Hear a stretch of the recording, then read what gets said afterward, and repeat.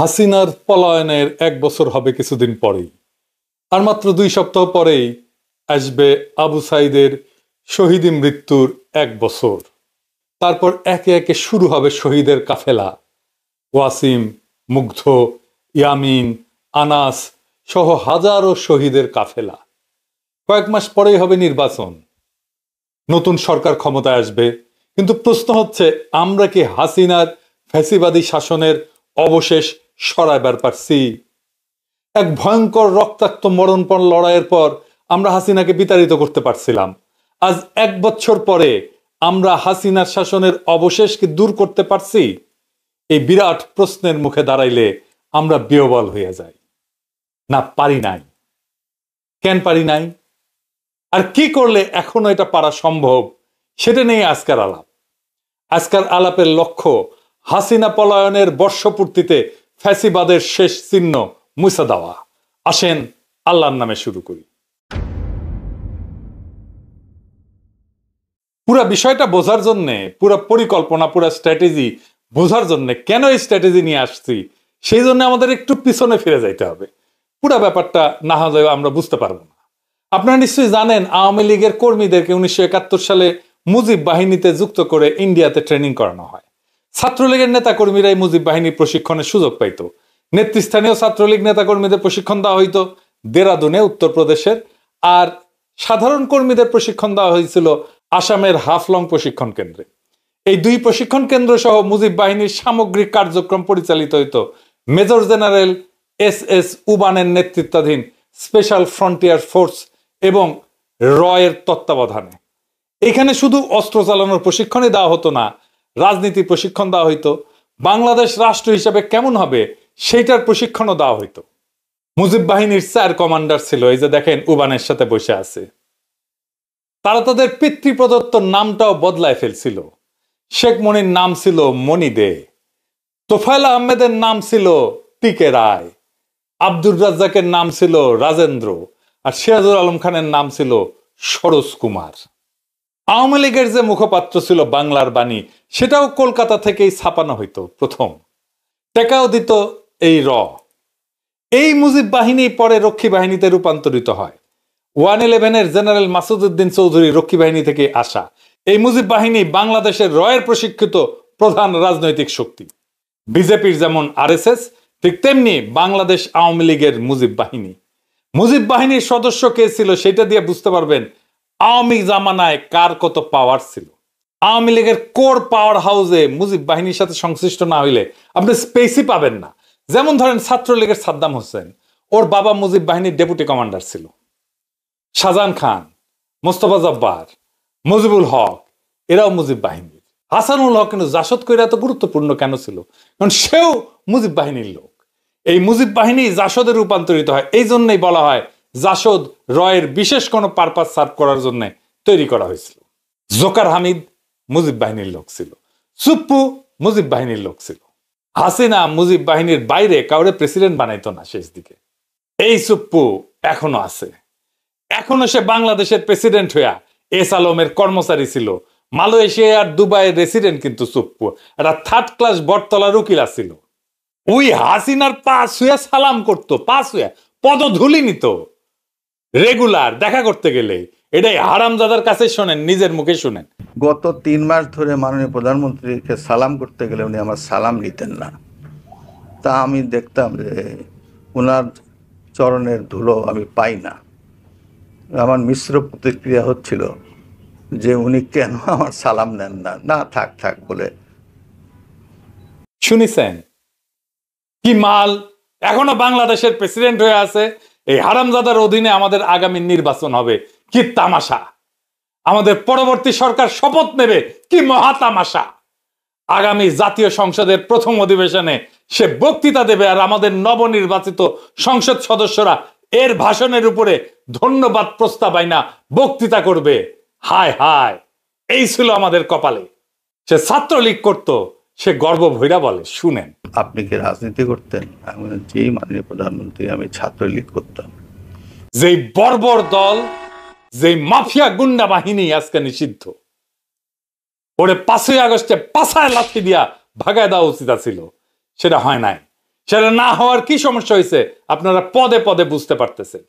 কোনো কিছু করা যাচ্ছে না, না জুডিশিয়ারিতে, না আর্মিতে, না প্রশাসনে, না পুলিশে, কোথাও না। জুলাই সনদ করা যাইতেছে না, সংস্কার করা যাইতেছে না, সবকিছুর পিছনে এই সুপ্পু। এই অন্তর্বর্তীকালীন সরকার কোনো কার্যকর নিয়ন্ত্রণ প্রতিষ্ঠা করতে পারতেছে না। প্রশাসনের উপরে, ব্যুরোক্রেসির উপরে, স্টেটের উপরে, রাষ্ট্রের উপরে এই অবস্থা চলতে পারে না। এই অবস্থা আশু পরিবর্তন দরকার, যেন বিপ্লবের অসমাপ্ত কর্তব্য সম্পন্ন করতে পারি। একটা কাজ করলেই সেটা সম্পন্ন হইতে পারে। কি সেটা? রয় ট্রেনিং প্রাপ্ত ইন্ডিয়ার খাস দালাল হাসিনার পায়ের ধুলি নেওয়া থার্ড ক্লাস বটতলার উকিল, দুবাই মালয়েশিয়ার রেসিডেন্ট এস আলমের সাবেক কর্মচারী সুপ্পুরে পাছায় লাথি দিয়া বঙ্গভবন থেকে বাইর করে দেওয়া। এখন প্রশ্ন আসবে, কে হবে প্রেসিডেন্ট বাংলাদেশের? খুবই গুরুত্বপূর্ণ প্রশ্ন। এটার উত্তর আমাদের জানা আছে। কি সেই উত্তর? একজনই আছেন বাংলাদেশের প্রেসিডেন্ট হওয়ার যোগ্য, তিনি বেগম খালেদা জিয়া, যিনি আমাদের ইতিহাসের মহানায়ক, যিনি আমাদের প্রজন্মকে শিখাইছেন মাথা উঁচু করে লড়াই করতে, যিনি বলছিলেন ওদের হাতে গোলামির জিনজির, আমাদের হাতে স্বাধীনতার পতাকা, যিনি দল মতের ঊর্ধ্বে উঠা আজ জাতীয় ঐক্যের প্রতীক হইছেন। সেই বাংলাদেশের প্রথম নারী প্রধানমন্ত্রী, আজকা বাংলাদেশের প্রথম নারী রাষ্ট্রপতি হবেন তিনি আর প্রফেসর ইউনূস। এই দুই মুরব্বী মিলা আমাদের নতুন বাংলাদেশের সূচনায় পৌঁছে দেবেন। খালেদা জিয়া বাংলাদেশকে শুধু দিয়েই গেছেন, আমরা ওনাকে কিছুই দিতে পারি নাই। বাংলাদেশ উনাকে রাষ্ট্রপতি বানায় নিজে সম্মানিত হতে চায়। বাংলাদেশের ইতিহাসে এমন দুই নেতার অভূতপূর্ব অভিভাবকত্ব আমরা আর কোনোদিন পাবো না। আমরা এই সুযোগ হারাইতে চাই না। আমরা বেগম খালেদা জিয়ার অধীনে নির্বাচন করতে চাই। আমাদের সংসদ সদস্যরা বেগম খালেদা জিয়ার কাছে শপথ পড়ুক, এইটা আমরা চাই। আমরা সেটা দেখতে চাই। ওই শপথের মূল্য অনেক। ওনারা অভিভাবকত্বে থাকলে নির্বাচন এর চাইতে ভালো আর কখনো হবে না। কোনো পুলিশ মিলিটারি লাগবে না, এমনি এমনি শান্তিপূর্ণ এবং উৎসব মুখর নির্বাচন হবে, লিখে রাখতে পারেন। এইবার প্রশ্ন, বিএনপির কি হবে? উনি তো চেয়ারপারসন বিএনপির। ন্যাচারালি বিএনপির দলীয় পদে বেগম খালেদা জিয়া থাকতে পারবেন না। প্রেসিডেন্ট হলে সেই পদ ছাড়তেই হবে। তারেক রহমান এখন যথেষ্ট ম্যাচিউর। উনার দলের পূর্ণ দায়িত্ব নিয়ে আগামী নির্বাচনে দলের নেতৃত্ব দেওয়া প্রয়োজন। উনি হবেন বিএনপির চেয়ারপারসন। আমাদের দেশের যত শঙ্কা সব কেটে যাবে বেগম খালেদা জিয়া যদি প্রেসিডেন্ট হন। খালেদা জিয়া মাথার উপরে আছেন, এটাই আমাদের বড় আশা, বড় ভরসার জায়গা। এটাই বাংলাদেশের নিরাপত্তা। উনি আমাদের আয়ু নিয়ে বেঁচে থাকুন। যতদিন আমাদের মধ্যে আছেন তিনি মহামান্য রাষ্ট্রপতি হিসেবেই থাকবেন। আর এই কাজ করতে হবে আগামী 5ই আগস্টের আগেই। আমরা খালেদা জিয়াকে নিয়েই ফ্যাসিবাদের পতনের বর্ষপূর্তির উৎসব করতে চাই। বর্ষা বিপ্লবের পর একটা বছর কেটে গেছে। হাসিনা পালাইছে সত্যি, কিন্তু সে ফেলে গেছে একটা ছায়া, ফ্যাসিবাদের ভারতীয় দালালির আর রাষ্ট্রীয় দখলদারিত্বের ছায়া। আজ আমরা সেই ছায়ার নিচে শ্বাস নিতে পারি না, কথা বলতে পারি না, বিচার করতে পারি না। শহীদের রক্ত এখনো শুকায় নাই। ইয়ামিন, মুগ্ধ, আবু সাইদের শোক আমাদের শিরায় বয়ে চলতেছে। আমরা হাসিনাকে তাড়াইছি, কিন্তু তো রেখে যাওয়া সুপ্পুদের তাড়াইতে পারিনি।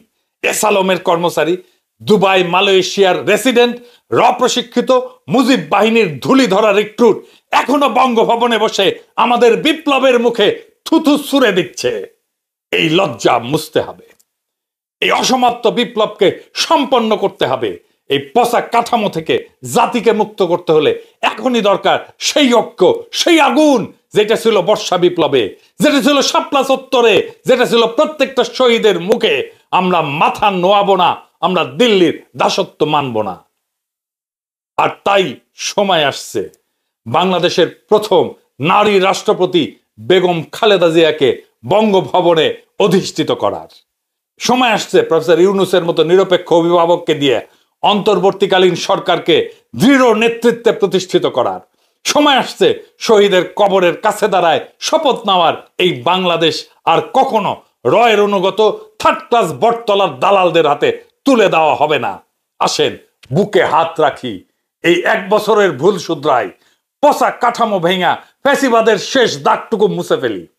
শহীদের রক্ত, আমাদের মা বোনদের কান্না আর আগামী প্রজন্মের মুক্ত নিঃশ্বাস, এই 3টা জিনিস আমাদের তাড়না দিক, আমাদের সাহস দিক, আমাদের পথ দেখাক। এইবার আর থামানা, এইবার বিজয়ের শেষ প্রান্তে পৌঁছানো দরকার। বাংলাদেশ বাঁচবে, বাংলাদেশ জায়গা উঠবে, বাংলাদেশ জিতুক। আমরা সবাই চাই বাংলাদেশকে আমরা জিতায়ে ছাড়বো ইনশাল্লাহ। ইনকিলাব জিন্দাবাদ।